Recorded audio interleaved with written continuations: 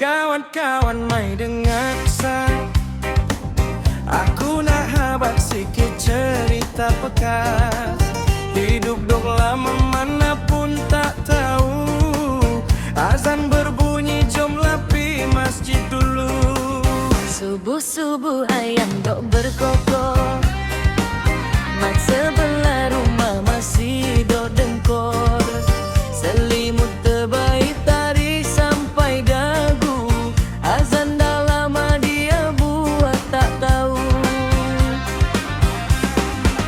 Mak dia jerit dari dapur. Oi mak, hang tak dengar azan kah? Mat pun bangkit garu kepala.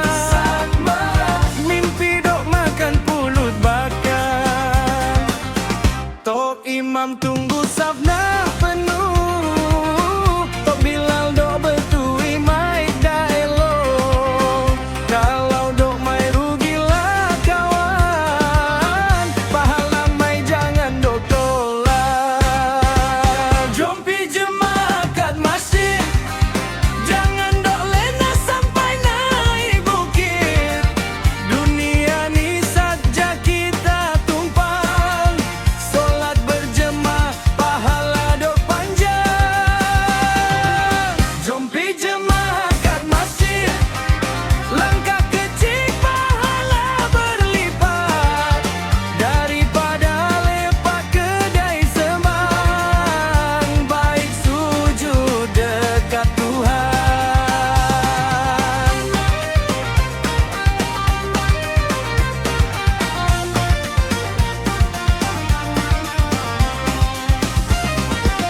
Padin kayu basi kak lama. Songkok senget tapi hati ceria. Budak-budak lari ikut belakang. Macam rombongan pi kenduri orang. Lampu masjid terang menyala.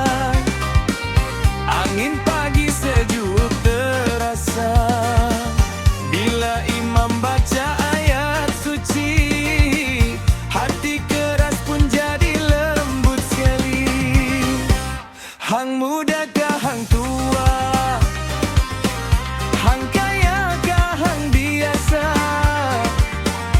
Bila azan panggil nama, semua sama depan yang esa.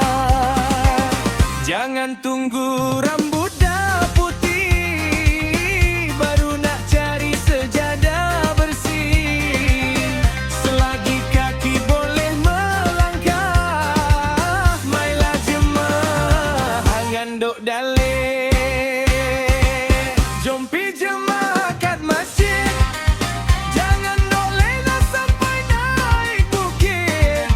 Dunia ni saja kita tumpang. Solat berjemaah pahala dok panjang. Jom pi jemaah kat masjid.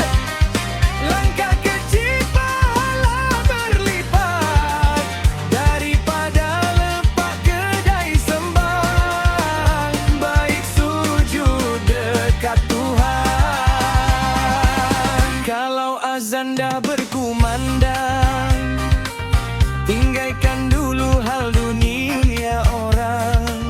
Tok imam senyum